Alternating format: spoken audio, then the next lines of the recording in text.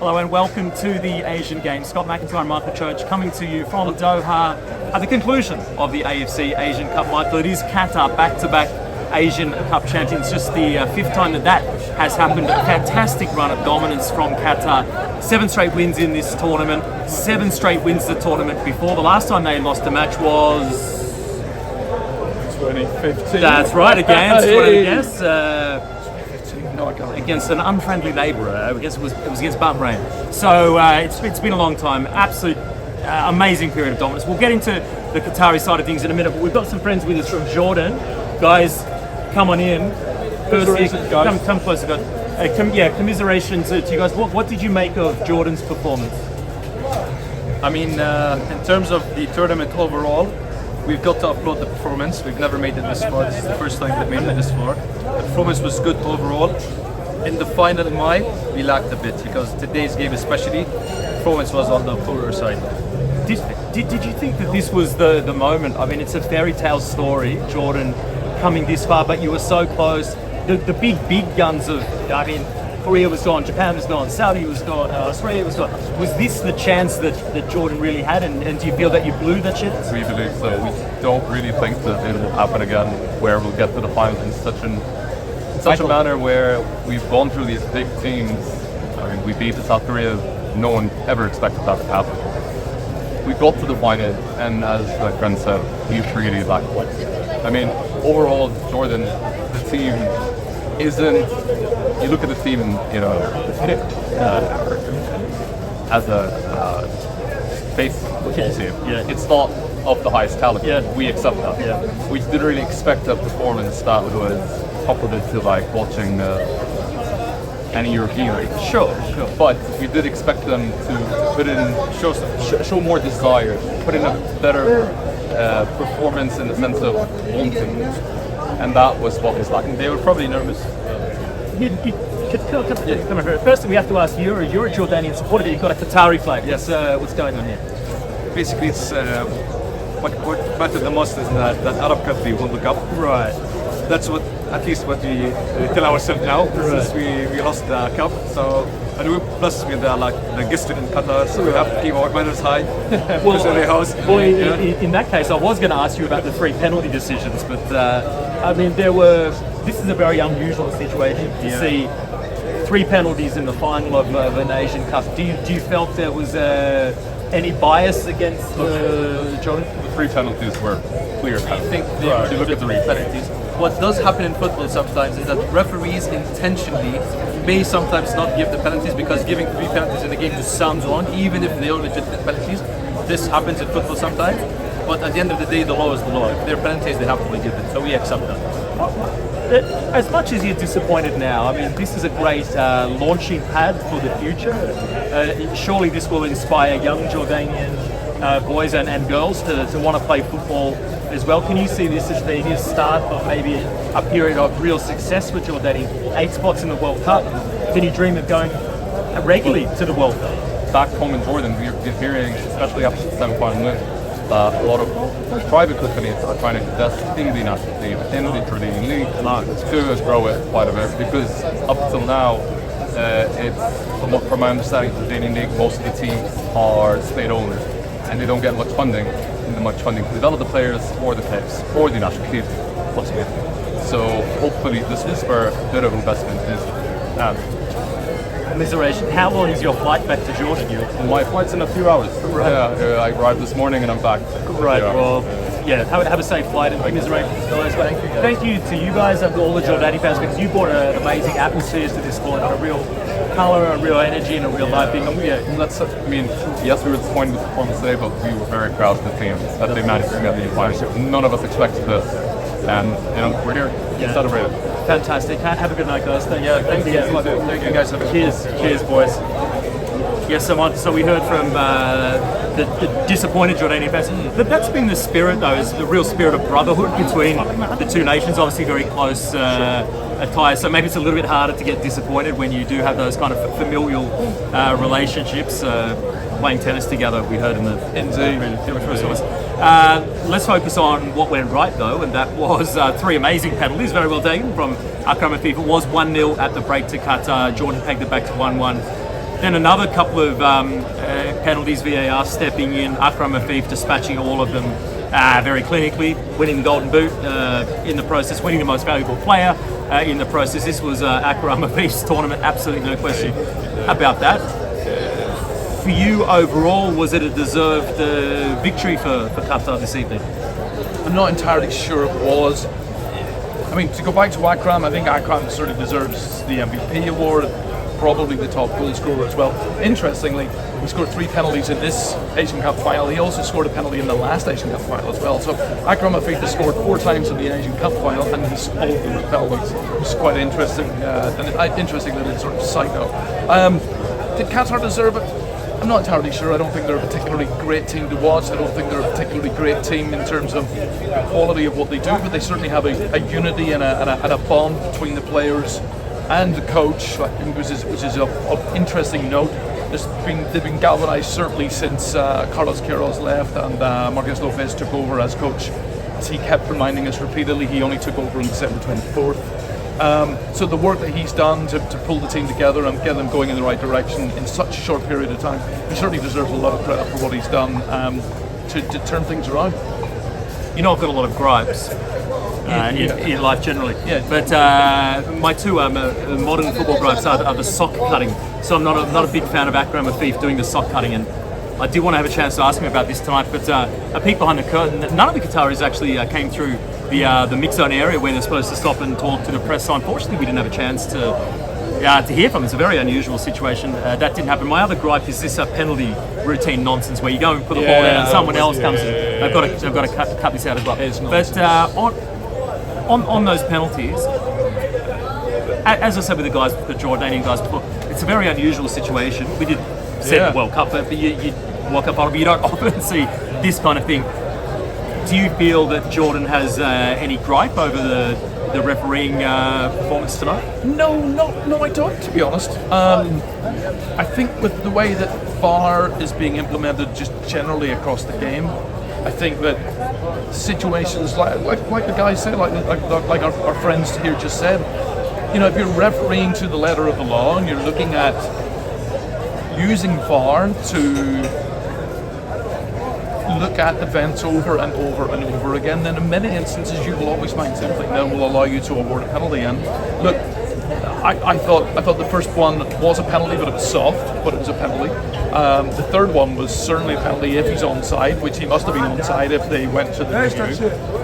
And the second one, again, I could see it going either way. But overly, you know, look, I don't think there's any need to get conspiratorial about this. I think, you know, VAR exists to look at these decisions in the way that they were looked at tonight, and the referee obviously went with the decisions that he went with, and I don't think that there was anything egregious to the point of it being, you know, incorrect. At the risk of offending our Iranian friends, and we have many, You might. There's a lot of reference to these old historical tournaments. You know, Iran won these 3 tournaments early on. I'll give you another quiz. How many nations were in the competition when Iran won these tournaments? No, I think it was less. I'm pretty sure it was 6. I think it was 5, 6, and 6 actually. Was it? Yeah. You told me the other night. Yeah, I was wrong. I was probably wrong. And I may be wrong now, but it wasn't many. It was a half. So coming back to the point is, they did that at that point with limited competition against nations that no longer exist or no longer in the Confederation. Where then does Qatar, with 14 straight victories, which set a new record this evening as well, by the way, that's a new benchmark in terms of consecutive victories. I'm going to dispute that. Are you just? Okay, on what basis? You bring it up. Well, I dispute it on the basis that they beat Uzbekistan in a penalty shootout, so that's not a win, that's a draw. So that's not a consecutive win. That's what are you redefining how shootouts? If you talk to statisticians will tell you that is a draw, not a win. They progressed. They won a penalty shootout, but they didn't win the game. So that doesn't count in my But it doesn't count in my book as a win. So that, and I hold very dearly to that. Okay, we can put a little asterisk on that. By the way, 14 matches without defeat at the tournament. But that's not quite as significant, is it? Well, no, but. Let me get to my point. It's usually me doing the cutting off here. The point being is, Well, the question: where then does this generation of Qatari footballers stand in the history of Asian football? Hello, my friend. How are you? Are you from which country? You're from Qatar. You're from Qatar. Yeah, nice. Congratulations. I've got to say, the Jordanians are a little bit more approachable. Maybe we'll find some happy Qataris in a minute. So where does Qatar stand in the history of Asian football? I think that's a difficult question to answer right here, right now. I think it's something that you can only really answer properly when you look back on it maybe 5 or 6 years now. But certainly, as you mentioned earlier, there are only 4 other nations to have done this. Qatar are the first nation to have done it, while the Asian Cup is a 24-nation Asian Cup. They're actually also the only country that has even lifted this version of the trophy, bearing in mind that the trophy was changed after the 2015 Asian Cup went by Australia. I still think it's a cardboard cutout. I'm not a big fan of that trophy. I think it's it looks like something on a science fiction movie rather than a football trophy. But look, you can't argue with what they've achieved. I mean, whether it's 14 wins in a row or 30 wins in a row, whatever it is, however you want to spin it or whatever. They won the Asian Cup back to back. Say the only other countries to have done that: Japan, South Korea, Iran, and Saudi Arabia. So that automatically puts them in the upper echelon of Asian football, without question. Now, is that team comparable to the great teams that the Japanese have produced or the Iranians have produced? Maybe, maybe not. I think we'll judge that in the future. But for now, it's a remarkable thing. I have another question for you that's going to be a hard one. Is this a one-man team, Qatar? If you remove Akram Afif from this side, will they have made it? Will they have made it this far in the tournament? Will they have won the tournament? No, I mean that's not to say that they're a one-man team, but that one man is highly effective. He scored 8 goals, and even before tonight, when you take the 3 penalties out of it, he scored consistently throughout the tournament. You could see the difference that he made when he came on, for example, in the game against China, when they put out effectively a second-string team, him and Hassan Al-Haido. So I think those are the 2 key players in the team. I don't think you can take Hassan out of that as well. Yes, he's getting on a bit. He only plays for 50-55 minutes every time he plays when he starts, or he comes off the bench and he plays for 25 or 30 minutes. But I think he is still a very important part of this team too. But certainly, you take Akram out of the team, and they are a lesser team as a result of that. He has been exceptional throughout the tournament. Deservedly has won the MVP. I think we talked before the final about this will be a head-to-head between him and Musa Tamari. He showed that on the night, certainly, and maybe even across the tournament, that with his performance this evening, because he was very effective. He won the first penalty. He scored 3. Without them, they are certainly a lesser team. There's quite a collection of raucous Qatari fans about to make their way down here. Does this tournament just signal a shifting of the power base in Asian football, or is it reflective of individual qualities in teams? Is it also an indication of the benefits of hosting these tournaments, as we've discussed, or is it a case that this is now the new power that will be centered here in the West? No, I think if you look at the previous Asian Cup tournaments that have been played, 8 have been played in West Asia, and of those 8, 6 have been won by West Asian nations. So look, invariably the only nation that has actually won an Asian Cup in West Asia is Japan, doing so in 2000, in Lebanon in 2011, the last time it was played here. East Asian nations generally don't perform particularly well when they come to West Asia, and vice versa. There are some exceptions. Say Iraq in 2007, when it was played in Southeast Asia, is the other exception. But beyond that, no. So I think it's playing in an environment that suits the West Asian teams or the Arab teams is definitely a factor. And I think the next time when it's played in Saudi Arabia, we'll probably see the tournament dominated again by West Asian teams. We could probably sit back here and pause a bit because we are.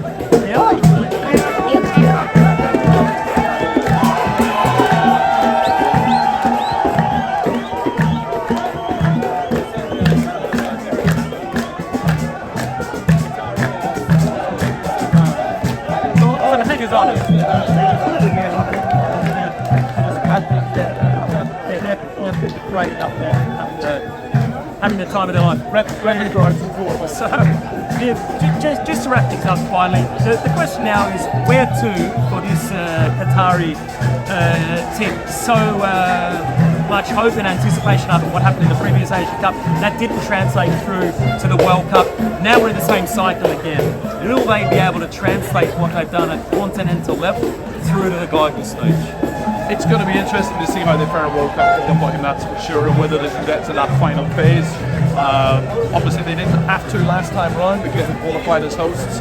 But look, they've never qualified for a World Cup, so that's a significant barrier that they need to overcome. Never mind playing at a tournament, they need to actually qualify as a blind. And that's going to be the big challenge for them over the next 18 months or so, really. Talking significant barriers to World Cup, we've got several of them here, so that is where we might leave these corner coverage. Michael, it's been fantastic to have you with us. Thank you so much to all the guests that we have with us throughout the tournament as well. It's been a real thrill, a privilege, and a pleasure to be here on the ground in Qatar covering the tournament. Hope to see you again soon, and keep the fun times rolling. Yes, mate. Looking forward to whatever next lies ahead. It's a busy year in Asian football. We've got lots of Champions League returns next week, and then we've got Asian under 23s. So it's a busy year. Absolutely, and we'll be back with another podcast quite soon. But before then, please remember to also head over to the website, follow us on all our social media channels to help us grow, and more importantly, help spread the word of Asian football. Like I said, we will be back a little bit later on with some new episodes for you of the Asian game. But until then, for now, from here in Doha, Qatar, as we celebrate Qatar's victory at the AFC Asian Cup, it's goodbye for now.